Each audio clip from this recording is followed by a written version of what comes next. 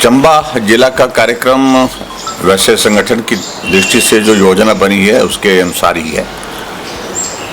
Party के हमारे संगठन के चुनाव की प्रक्रिया मंडल और जिला स्तर पर संपन्न हुई है और इसमें जो नए सदस्य बने हैं, सक्रिय सदस्य बने हैं, उनके साथ मिलने का कार्यक्रम, मंडल के जो हमारे यूनिट्स बने हैं उनके साथ, और अब की बार जो नया एक प्रयोग भारतीय जनता पार्टी ने हिमाचल प्रदेश में किया है कि एक विधानसभा क्षेत्र पर आमतौर पर अभी एक ही मंडल होता था, अब एक विधानसभा क्षेत्र में कई जगह 2, कई जगह 3 और कई जगह 4 भी भौगोलिक परिस्थितियों के हिसाब से संगठन की नई जो योजना बनी है। तो इस प्रकार से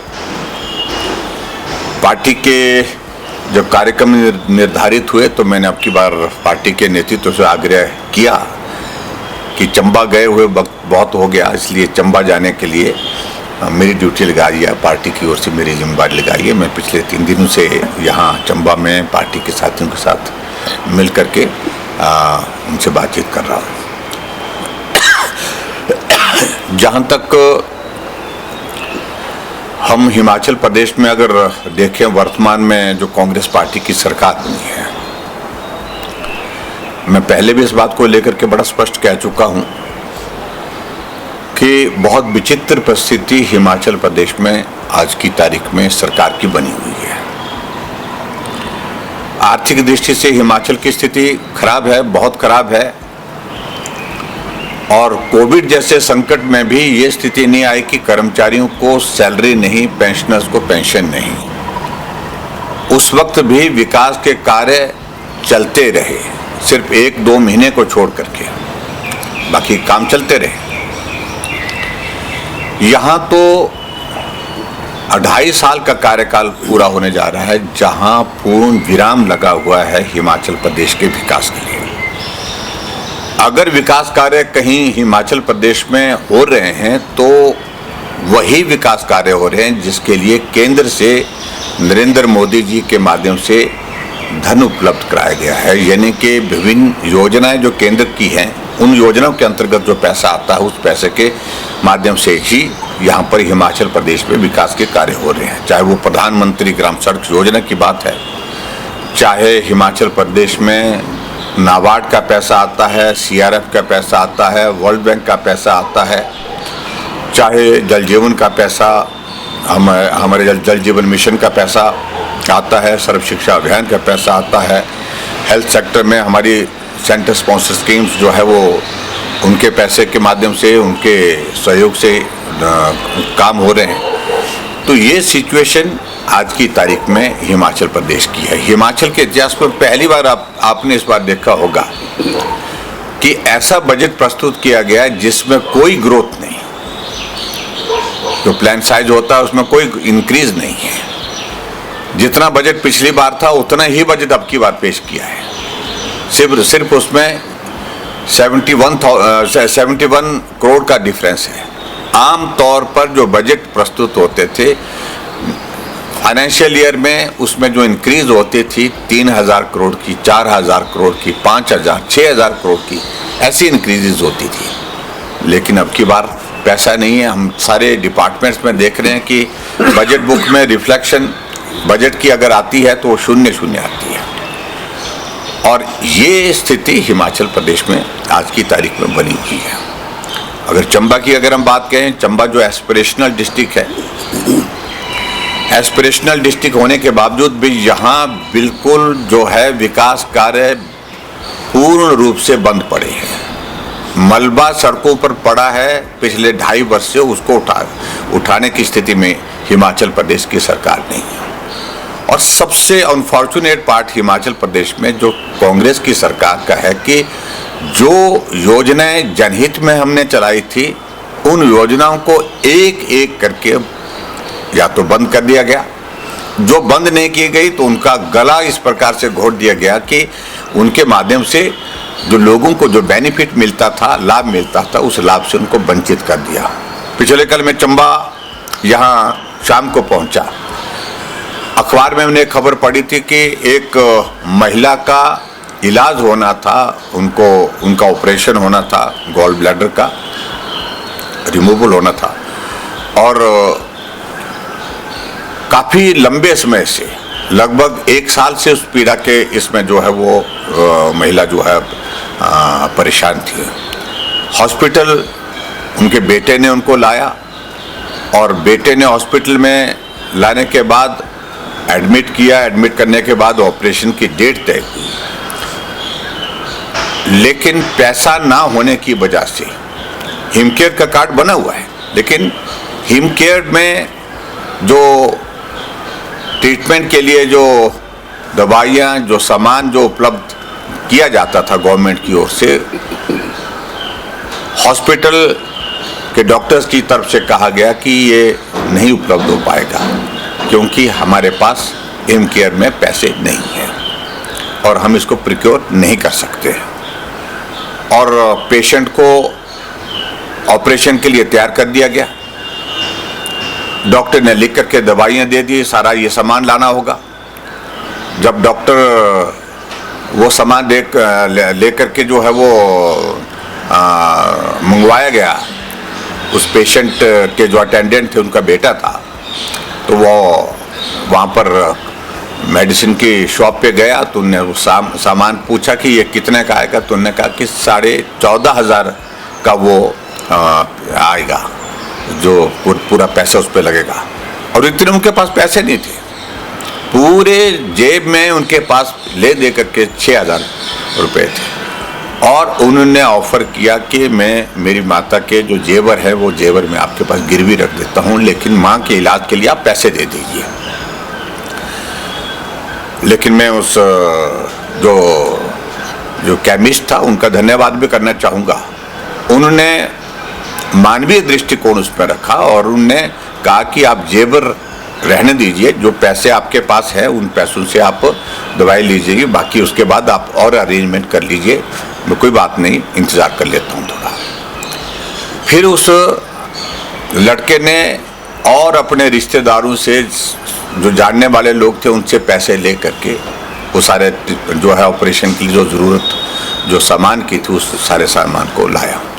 अखबार में जब खबर छपी कि जेवर गिरवी रख करके ऑपरेशन करने की नौबत आ गई, तो सचमुच में हमको बहुत दुख हुआ। मैं शाम को जब पहुंचा तो मुझे लगा कि हमको मिलना चाहिए, उस मरीज से, उस पेशेंट से मिलना चाहिए। हम हॉस्पिटल में गए और उस पेशेंट को मिले, जो लेडी थी वहाँ पर, उसकी सारी बात सुनी। और उस बात को सुनने के पश्चात वहीं उसी हॉस्पिटल में, उसी वार्ड में, सर्जिकल जो वार्ड है, जो वहाँ कम से कम 15 पेशेंट और आए, जिन्होंने हाथ में कार्ड भी ले आए। वो कहा कि हिमकेयर का कार्ड हमारा बना हुआ, लेकिन उसके बावजूद जो है हमारा सारा खर्चा अपने पैसों से हो रहा है, सारा ट्रीटमेंट हमको अपने पैसों से करना पड़ रहा है। एक तरफ से सरकार कहती है कि हमने हिमकेयर को बंद नहीं किया, और दूसरी तरफ हिमाचल प्रदेश में हिमकेयर के तहत गरीब लोगों के इलाज के लिए जो सुविधा पैसे की होती थी, जो मुफ्त इलाज की होती थी, उसको बंद कर दिया है। इतना भी मानवीय दृष्टिकोण हिमाचल प्रदेश सरकार का रहा नहीं, जो पिछले कल हमने देखा, सचमुच में बहुत दुर्भाग्यपूर्ण है। आखिरकार हमारे साथियों ने कुछ मदद की उस लेडी की, लेकिन ऐसे कितने मरीज हैं, ऐसे कितने मरीज हैं जो पैसे ना होने के कारण, इलाज पर जो पैसा खर्च होना है, वो उस पैसे को देने की स्थिति में नहीं है। और ऐसे कितने लोग होंगे जो अपना इलाज रास्ते में छोड़ करके, आधे अधूरा रास्ते में मतलब छोड़ करके वो वापिस जा रहे हैं, और ज़िंदगी पीड़ा के दौर में से गुजरते हुए इस दुनिया से वो लोग जा रहे हैं। तो ये मुझे लगता है कि बहुत बड़ा चिंता का विषय है। हमने डॉक्टर से बात की कल, लेकिन जो मेडिकल स्टूडेंट है वहाँ पर आए तो उनका जवाब बहुत संतोषजनक नहीं था, बिल्कुल भी। वो जिस तरह से आर्ग्यू कर रहे थे वो अनफॉर्चुनेट था, और हमने उचित नहीं समझा उन सारी चीज़ों को लेकर के। लेकिन हम इस बात को ज़रूर कहना चाहते हैं कि सरकार ने हिमकेयर को बंद कर दिया है तो बता देना चाहिए, क्योंकि मरीज घर से इलाज के लिए अगर निकले तो इंतज़ाम करके निकलेगा, लेकिन उसको गलत इंप्रेशन में इस तरह से रखना, कि मेरे पास हिमकेयर का कार्ड है और मेरा इलाज जो है वो हिमकेयर के कार्ड से हो जाएगा। जब हॉस्पिटल में वो पहुंचता है, बीमारी बढ़ जाती है, पीड़ा और दर्द ज़्यादा बढ़ जाता है, उस वक्त जब उसको मालूम पड़ता है कि इस कार्ड से तो जो है वो इलाज नहीं होगा, तो वो मुझे लगता है कि और भी ज़्यादा पीड़ा देता है उस आदमी को। इसलिए सरकार को स्पष्ट करना चाहिए, ये मैं कहना चाहता हूँ।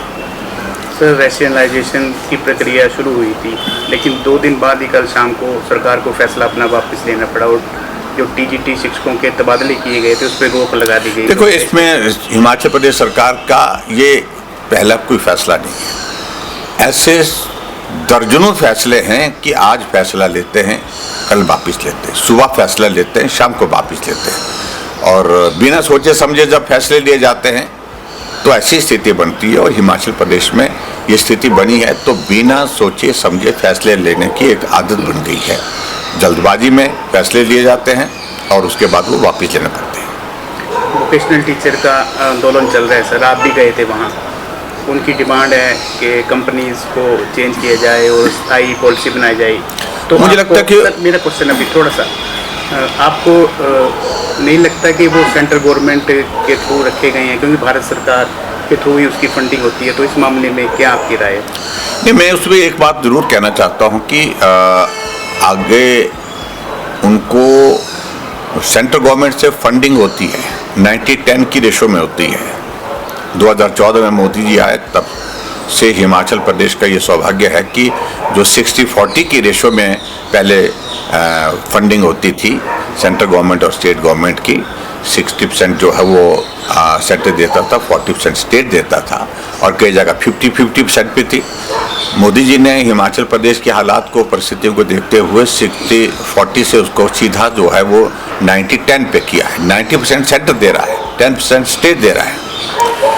उसमें जो वोकेशनल टीचर्स का जो इशू है, उनका कहना यह है कि कंपनीज के माध्यम से हमारी भर्ती की प्रक्रिया अब ना हो।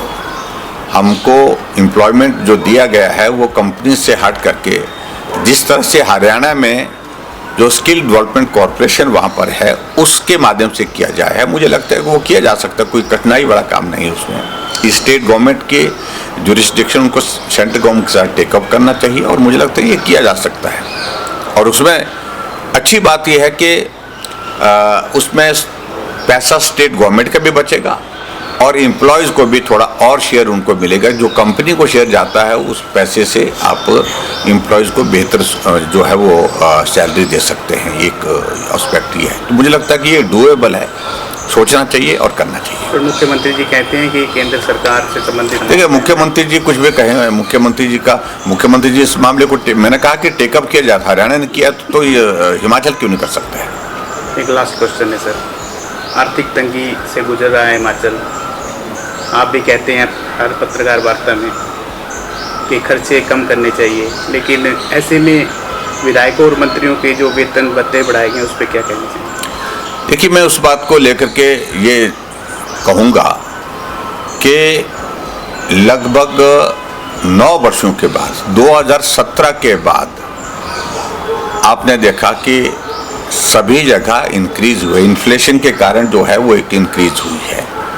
और बहुत लंबे अरसे के बाद हालात हम समझ सकते हैं कि हिमाचल प्रदेश में आर्थिक दृष्टि से वो ठीक नहीं है, लेकिन बहुत लंबे अरसे के बाद कोई इंक्रीज जब नहीं हुई है, अगर इंक्रीज थोड़ी सी करने की सरकार ने का प्रस्ताव रखा है तो मुझे लगता है कि उसको उस तरह से लेने की आवश्यकता नहीं है। जनहित में जनप्रतिनिधि ठीक तरह से काम कर सके, ये सबकी एक्सपेक्टेशन होती है।